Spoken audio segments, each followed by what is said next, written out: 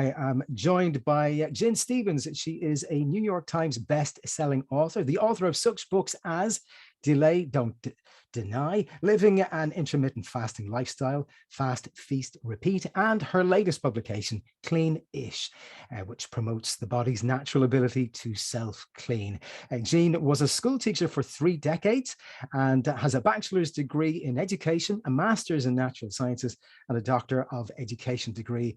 Jean also co-hosts 2 top-ranked podcasts, the Intermittent Fasting Podcast and a podcast called Life Lessons. I'm not sure where you get the time, but I'm delighted that you make time for us today. Thank you so much, Jen Stevens, and welcome to the Happy Habit Podcast. Thank you. And one correction, my podcast, I was on the Intermittent Fasting Podcast as a co-host, but now I'm not on that one anymore. I have Intermittent Fasting Stories. That's me, and where I interview intermittent fasters. So if you're looking for me, look for Intermittent Fasting Stories. And I've been doing that one since 2018, I think. And so we have hundreds of stories for you to listen to. Great stuff. I actually want to talk to you about that a little bit later on, because of this community that you've built up around the whole subject of intermittent fasting.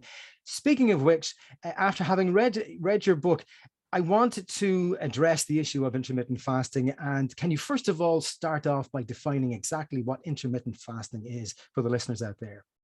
Right. The word fasting might sound scary because, you associate it with Jesus fasted for 40 days and 40 nights or something, or you think that it's, extreme deprivation of some sort. It just brings that up, like monks fasting for days or something like that. But, the word intermittent is important because intermittent means, on and off, right? So we are fasting off and on. Maybe someone should have named it intermittent eating. That would have been a lot easier to explain to people. Basically, if someone is living an intermittent fasting lifestyle, they are not following the traditional, typical, breakfast, lunch, and dinner 7 days a week, 6 small meals a day or 3 meals a day or whatever that might be. Where, most people in today's society, in today's world, wake up, eat breakfast probably most people within an hour of waking up, and then they continue to snack and have meals until they go to bed. The difference for most of us that do intermittent fasting is we delay when we start eating for the day. We have what we call our eating window, and that's when we have all of our food in that period of time called our eating window. And then we stop eating and we go to bed. And because really everyone fasts overnight, right? When you wake up in the morning and have your break fast, you're just having it first thing in the morning. I have my break fast later in the day. So I eat well. I nourish my body well. I eat delicious food every single day. I never have to diet. I just have changed when I eat rather than, having to focus and count and worry about macros and track what I eat. I just eat till I'm satisfied in my eating window every day. And it's as simple as that. And you have your own personal experience with the whole subject of intermittent fasting as a result of having lost 80 pounds in weight. And this was several years ago, and this precipitated your interest. And then this is why then you took to the writing about your experience with intermittent fasting. How did you manage to go through that? And can you tell the listeners how long it took for you to arrive at that healthy weight that you're at now?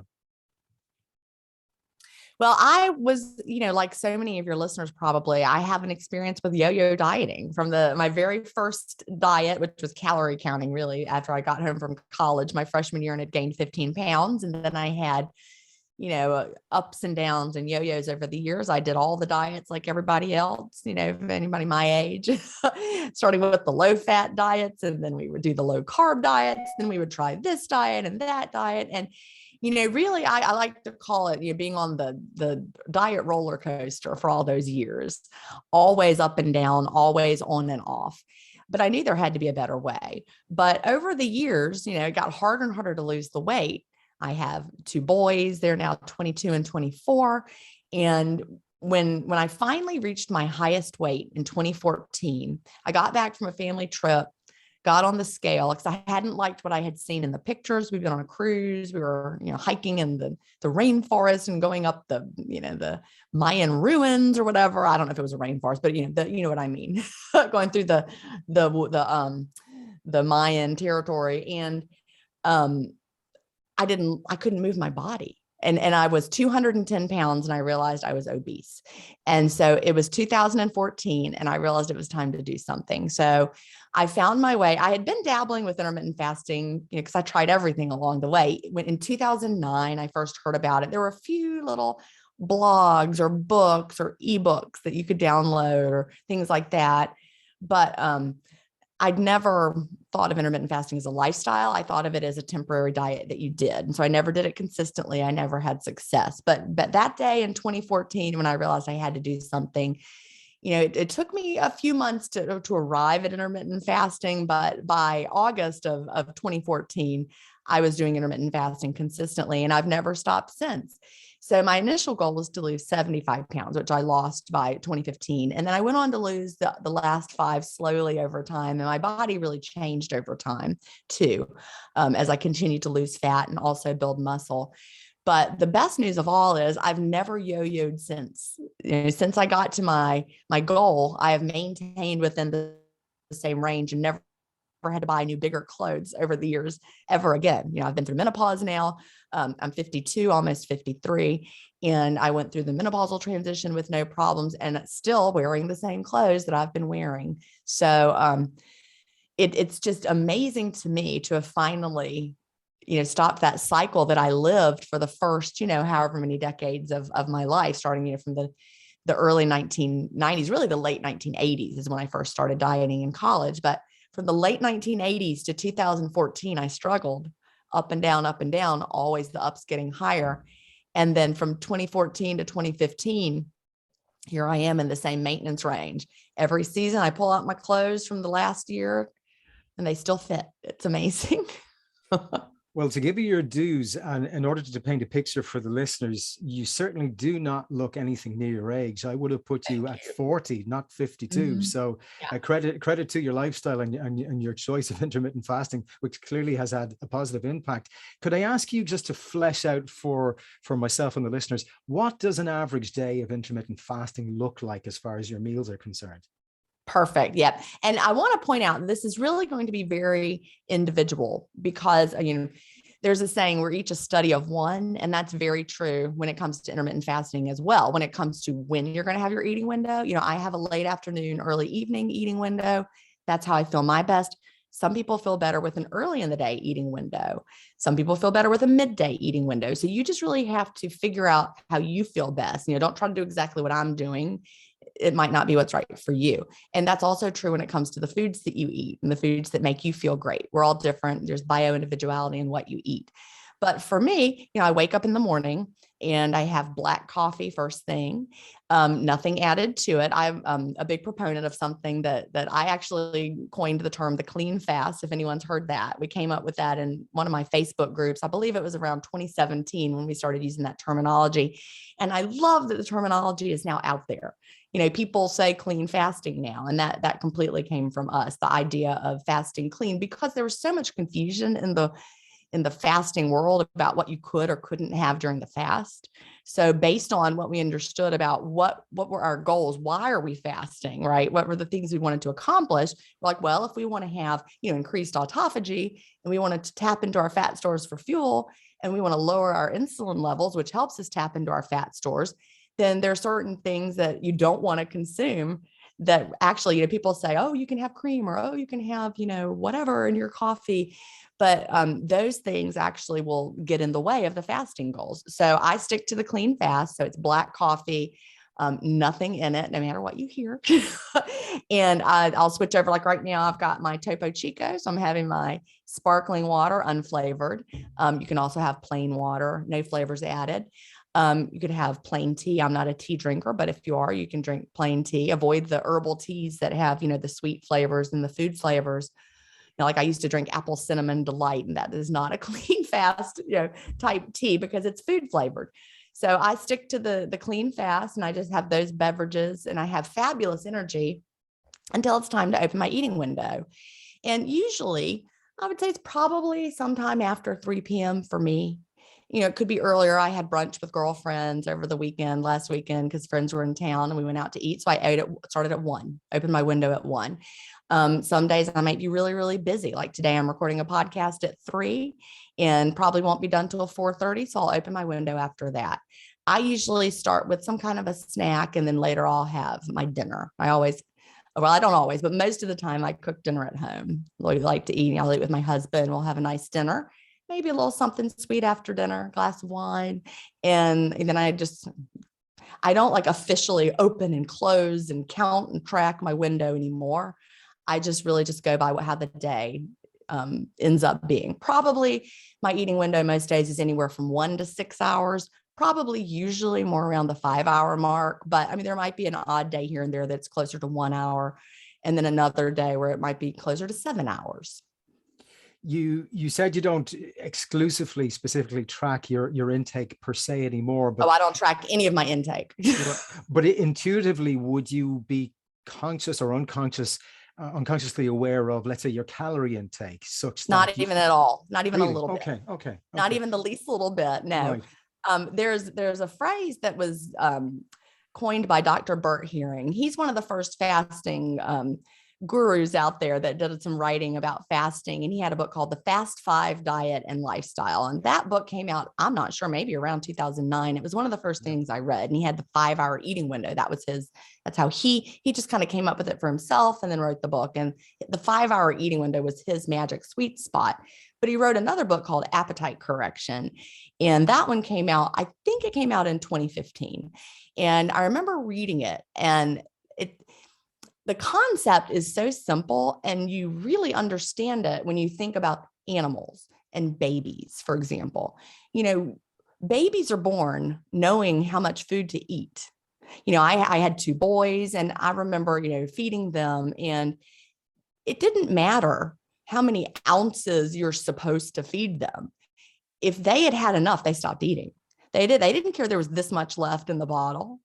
They'd had enough. And one of my sons had these lips he'd push his lips out. He was not going to eat another bite. He knew he'd had enough.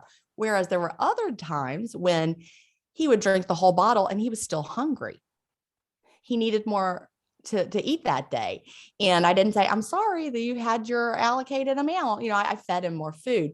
So we're born with those functioning hunger and satiety signals to let us know when we've had enough. I mean, the whole concept of calories didn't even get invented until, just over 100 years ago. Prior to that, people didn't die in the streets because they didn't know how much they were eating. They ate until they were satisfied and then they stopped.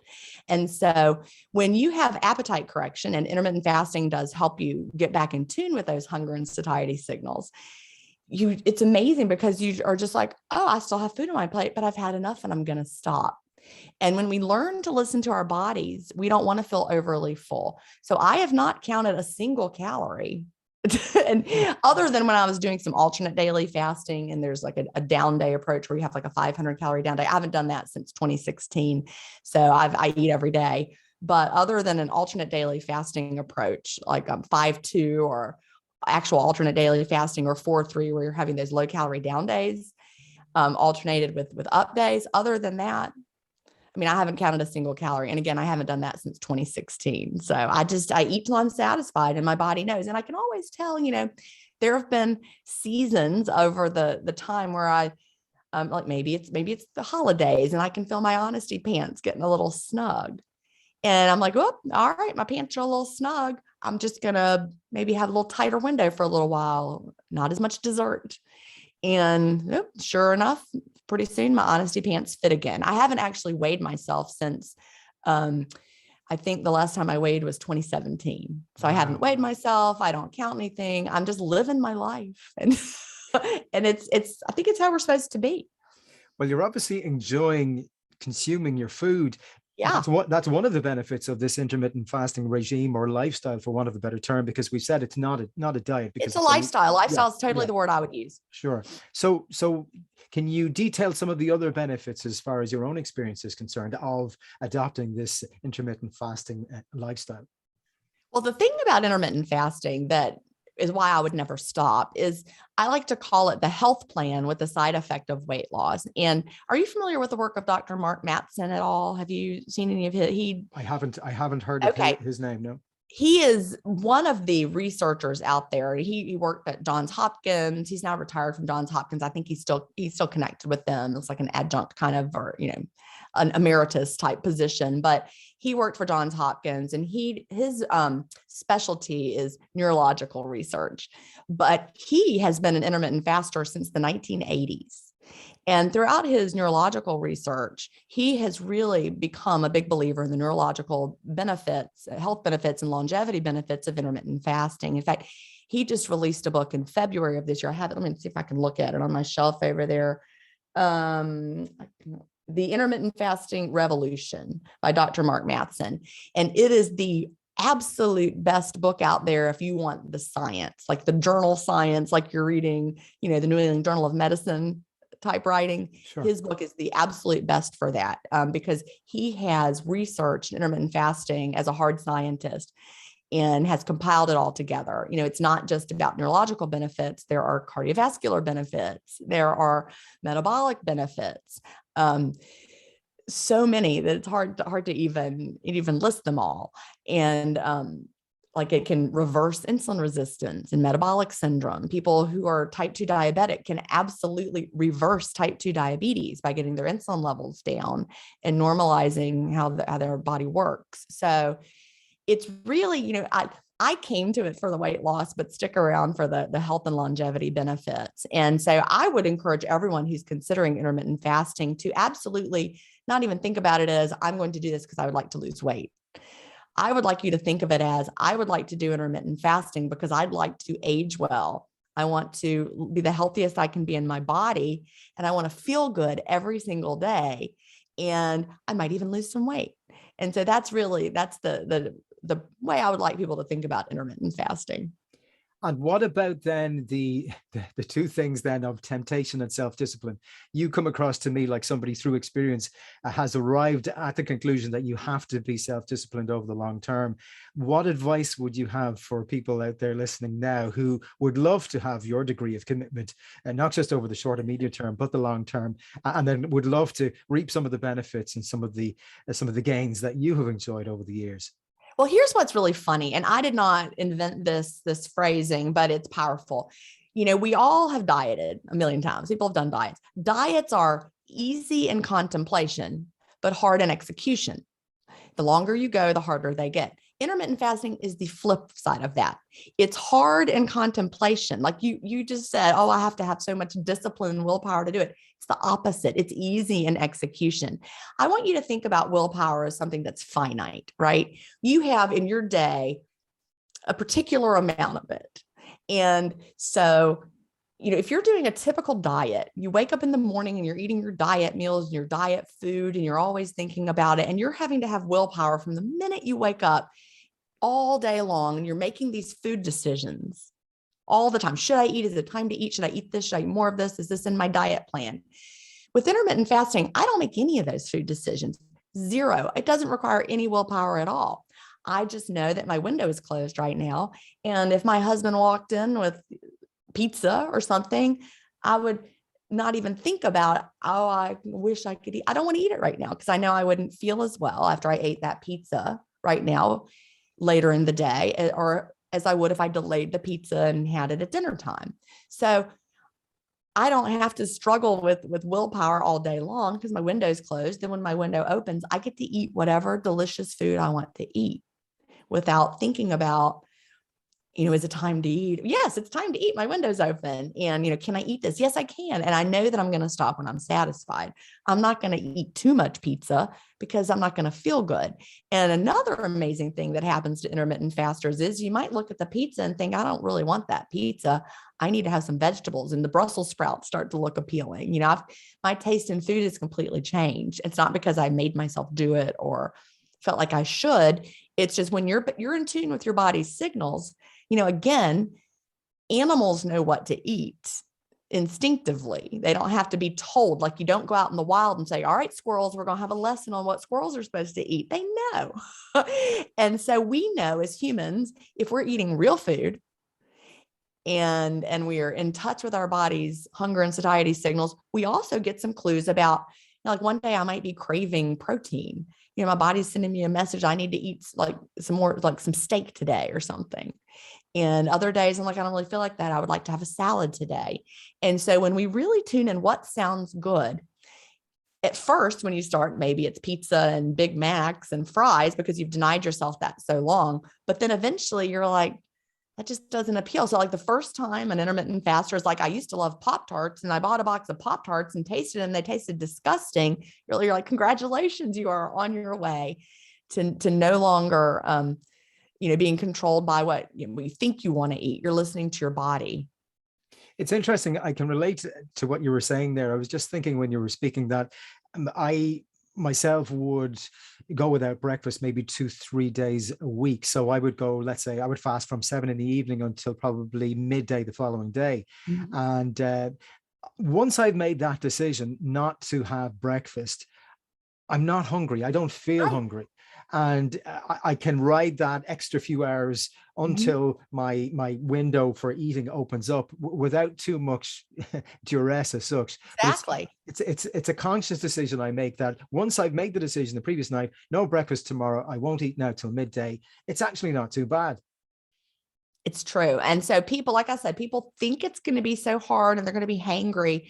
But the amazing thing is, I was certainly hangry when I was trying to low calorie diet, and I would start my morning with a little diet breakfast, and then I would have a little snack, and then I'm starving and having a latte, and then I'm ready for lunch, and then I'm starving. And by the afternoon, I felt like I needed a nap. So I'd have another latte, and then I was cranky. And then evening comes around and you get home and you're starving because you've been eating these tiny little meals all day. And you're actually hungrier than if you had just fasted. And then you like dive into the food and then you're like, well, I've ruined it. And then the next day you start again and it's the same old, same old. But with fasting, you're going through the day, your body, your insulin is low because you're fasting clean. And when insulin is low, we're able to tap into our fat stores well. So, you're well fueled from your own fat stores. So you're not starving. You have plenty of fuel. You feel good. Your body's producing ketones that fuels your brain well. You have great energy. You don't have to eat low carb in order to get into ketosis during the fasting. And once your body is adapted, that doesn't happen on day one, but once you're adapted, your body becomes metabolically flexible and you can use whatever fuel source is available. If you're eating, then that's your fuel source. If you're fasting, your body has an internal fuel source because, we're supposed to be able to flip that metabolic switch as humans. Unfortunately, though, most of us have lost that metabolic flexibility due to the modern lifestyle. And so it takes a while to build that back up. So when you start intermittent fasting, you're not going to feel amazing on day one or day two, most likely. You have to build up that fasting muscle, if you will. And so in my New York Times bestseller, Fast, Feast, Repeat, I have a period of time called the 28-day fast start. And your only goal is to fast clean and let your body adapt. And understand that it's going to be more of a challenge. You're not to expect weight loss in the first 28 days at all. You're just letting your body adapt and understanding there'll be challenging days. Like you might not be able to do your normal workout routine in the fasted state when you're not adapted yet. But I'm at the point now where, I can do anything in the fasted state and I have great energy and I don't, crash afterwards. And I just wait and eat later in my eating window and I feel great. I'm glad that you mentioned two things there. You mentioned modern lifestyle, and that influences us today, negatively speaking, and also scientists. You mentioned the science earlier on. My own background is in biochemistry, so that's why I've taken a keen interest in this particular subject. In that intermittent fasting space, some of the notions have come from scientists. They have referred back in time to how our ancestors back in Paleolithic times would have consumed their food and their diet. And very often they would have gone long stretches of time without any food at all. So really intermittent fasting is just us going back to the way nature decreed all those millennia ago. Would you agree with that? Well, we're not designed, our bodies are not designed to be in the fed state constantly. Even if you just go back a few generations, this is not how your great grandparents ate the way people are eating now. They might get up and have something to eat. It wasn't like a giant breakfast, and they certainly weren't snacking during the day. People didn't snack between meals. And we've gotten to the point where people are constantly, like nursing a hot milkshake, that latte that everybody's having. So people always have something flavored or something with calories going in their mouth from the minute they wake up till like bedtime. They're sipping their flavored this or their diet soda. And so that keeps your insulin up, because even like a diet soda, for example, with 0 calories, you're like, well, that's perfectly fine. It's 0 calories. Well, except that it's not, because we have something called the cephalic phase insulin response. And your brain tastes that sweetness. It sends your taste buds send the sweetness to your brain. Your brain says, oh, I know what sweetness is. Something sweet is coming in, something that has a glucose load, because in nature, everything sweet has a high glucose load, honey, fruit, whatever it might be. So your body pumps out some insulin in response to that sweet taste. That's called the cephalic phase insulin response.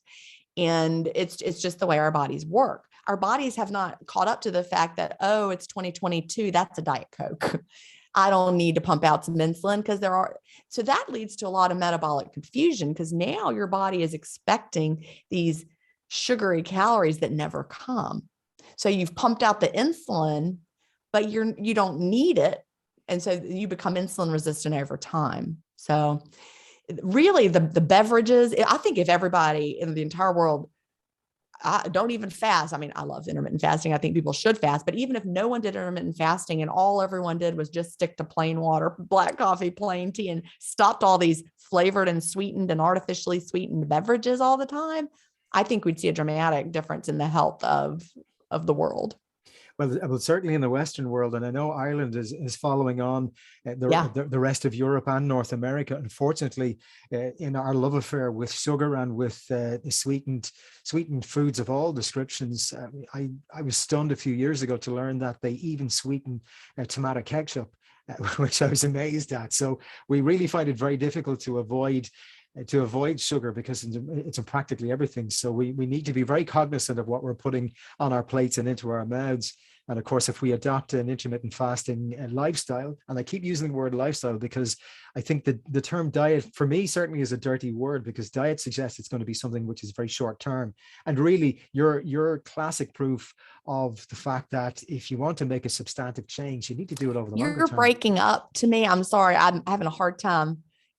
I think your Wi-Fi might be going out. Can you hear me now?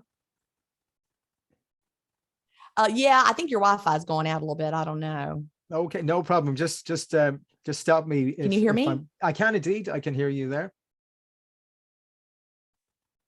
Okay. Okay.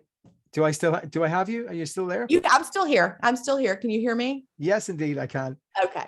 No, the point I was just making was that the Ireland, as well as the rest of Western Europe and North America, have this love affair with sugar, and I think we need to, if we're going to make it a real change, we have to individually and collectively adopt a strategy whereby we are conscious of what we're putting on our plates and what we're consuming. And I mentioned the term diet being, in my mind, a dirty word, because really diet is short term, it's lifestyle is long term, and lifestyle is something which you live, and you're proof of its success over the last 8 years since you adopted this intermittent fasting regime. Exactly. And, diet is what you eat, and intermittent fasting is when you eat. So anyone who calls intermittent fasting a diet is missing the point, because again, it's when you eat. You can choose to eat in any way that feels right to you, whether you're someone coming in with the standard American diet or the standard Irish diet these days, or whether you're someone who already follows a very clean lifestyle, or whether you're keto, or whatever you are, whatever. Oh gosh, hold on. My phone is now doing something weird. That is so strange. That's like the internet's gone crazy. But however you choose to eat is fine within the paradigm of intermittent fasting. Tell me about this amazing community that you referred to earlier on through one of your podcasts. And I've seen evidence of this online too, where people who adopt the intermittent fasting regime and this new lifestyle, they show pictures of before and after, and they give you updates on their success and their progress along the way. Well, I think community makes such a tremendous difference in success, because, you might be the only person who's doing intermittent fasting. Maybe you're getting pushback from people around you, and maybe you just, want to talk to people who understand what you're going through. So I started my very first intermittent fasting community in 2015, and I wasn't trying to grow like an intermittent fasting empire, or I hadn't even written any books. I was just an elementary teacher at that point, but I wanted to have a community where I could be myself and talk to other people that I knew that were doing intermittent fasting. So I started with a very tiny Facebook group that grew over the years until when I left Facebook, I had a combined membership of almost 500,000 members. And the unfortunate part was it became very, very difficult to manage that many people. It got too big for me to manage it. And I couldn't interact with people anymore. All I could do was like management and post approval and putting out fires here and there. So I left Facebook in March of 2021. And I have a separate community. It's a paid community, so it's a lot smaller. We have just over 5,000 members now. We're on a different platform off of Facebook. But if you go to jenstevens.com/community, you can connect with me there and also with the community. And like I said, it's jenstevens.com/community. Jen is Gin and Stevens is with a PH. And the beauty of the community is, we're there for all of it. Whether you're having a hard day, whether you're at a plateau, whether you want to celebrate your success, whether you have a question like, oh no, we're going out to lunch tomorrow, but I also have to go out to dinner. What do I do? We're there for all of that.